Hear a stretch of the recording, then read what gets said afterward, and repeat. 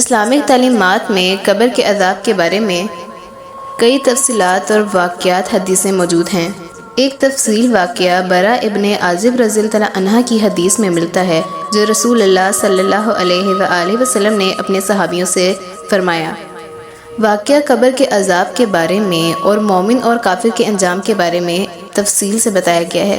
آپ میرے اس ویڈیو کے ساتھ لازمی جڑیے رہیے گا۔ اگر میرے چینل پر نئے ہیں تو میری آپ سے گزارش ہے میرے چینل کو سبسکرائب کیجیے گا اور کمنٹ ضرور کیجیے گا کہ اللہ تعالیٰ کا دین سن کے آپ کو کیسا محسوس ہوتا ہے۔ میں امید کرتی ہوں کہ آپ کو ویڈیو ضرور پسند آئے گی اور آپ میرے چینل کو ضرور سبسکرائب کیجیے گا۔ اب میں آپ کے ساتھ واقعہ شروع کرتی ہوں۔ حضرت برا ابن عازب رضی اللہ عنہ فرماتے ہیں، ہم نبی کریم صلی اللہ علیہ وآلہ وسلم کے ساتھ ایک انصاری کے جنازے میں شریک تھے۔ جب ہم قبر کے پاس پہنچے تو قبر ابھی تیار نہیں تھی، مگر رسول اللہ صلی اللہ علیہ وآلہ وسلم وہاں بیٹھ گئے اور ہم بھی خاموشی سے بیٹھ گئے۔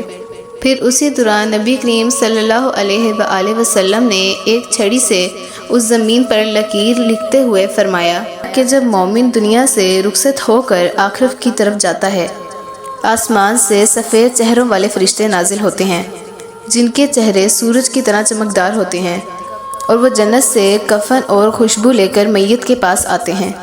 پھر وہ مومن کی روح کو آسمان سے نکالتے ہیں، پھر وہ مومن کی روح کو آسانی سے نکالتے ہیں، اتنے آرام سے اس کی روح کو نکالتے ہیں کہ جیسے پانی مشک سے بہتا ہے۔ پھر فرشتے اس روح کو جنت کے کپڑوں میں لپیٹ کر خوشبو لگاتے ہیں اور پھر آسمان کی طرف لے جاتے ہیں۔ پھر فرشتے آسمانوں کی طرف جاتے ہیں اور پوچھتے ہیں، پاکیزہ روح کس کی ہے؟ پھر وہ جواب دیتے ہیں کہ یہ فلاں ابن فلاں بندے کی ہے۔ پھر اس روح کو ساتوں آسمانوں تک لے جاتے ہیں۔ وہاں اللہ تعالیٰ فرماتے ہیں، میرے بندے کا نام اعلیٰ بلند مقام میں لکھ دو اور اسے زمین میں لٹا دو۔ پھر فرشتے اسے اس جسم میں واپس لٹاتے ہیں جس جسم سے نکال کر وہ اللہ کے پاس اسے لے کر گئے تھے۔ پھر اس کے بعد قبر میں اسے لٹا دیا جاتا ہے اور قبر کو بند کر دیا جاتا ہے۔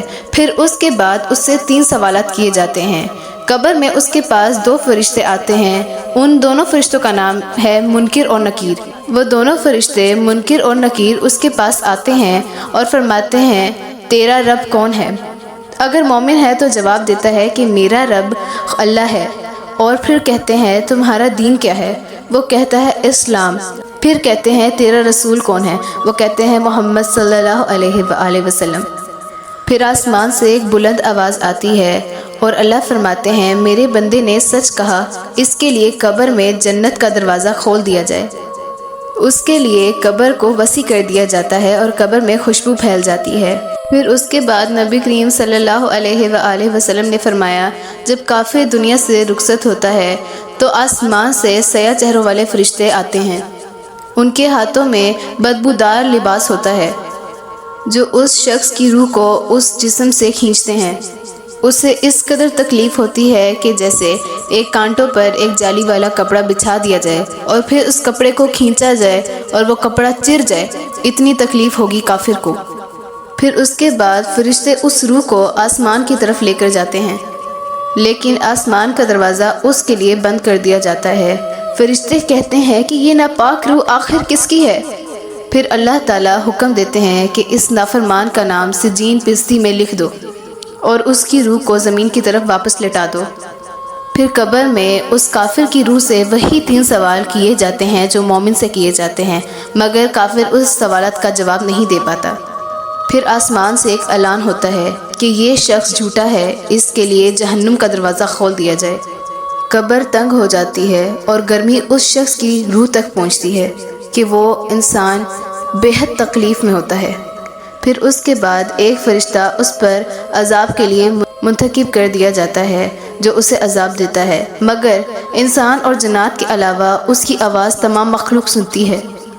امید کرتی ہوں کہ ہمارے پیارے نبی صلی اللہ علیہ وآلہ وسلم کے یہ واقعہ آپ کو بہت پسند آئے ہوں گے۔ امید کرتی ہوں کہ آپ کو یہ واقعہ بہت پسند آیا ہوگا۔ اگر آپ کو آیا تو میرے چینل کو ضرور سبسکرائب کیجیے گا، کیونکہ میں اس یوٹیوب پر نئی ہوں، مجھے سپورٹ کیجیے، کیونکہ مجھے آپ لوگوں کی سپورٹ کی واقعی میں ہی بہت زیادہ ضرورت ہے۔ اگر آپ لوگ سپورٹ نہیں کریں گے تو مجھے کون کرے گا؟ آپ لوگوں کی محبت شفقت کی بہت ضرورت ہے. سبسکرائب کرنا، کمنٹ کرنا اور لائک بھی کرنا. اس سے آپ لوگوں کا محبت مجھے ملے گی. میرا دل بہت خوش ہوگا، یقین کیجئے بہت دل خوش ہوگا. اور اس سے بڑی میرے لیے کوئی بات نہیں. مجھے بھی سپورٹ کرنے جیسے آپ باقی لوگوں کو سپورٹ کرتے ہیں. باقی دعاؤں میں یاد رکھیے گا. خدا حافظ. اور کمنٹ بھی ضرور کیجیے گا کہ میں اس کے بعد آپ کی پسند کا کوئی واقعہ لے کے آؤں گی، میں اسی کے مطابق بناؤں گی. دعا میں یاد رکھیے گا. خدا حافظ.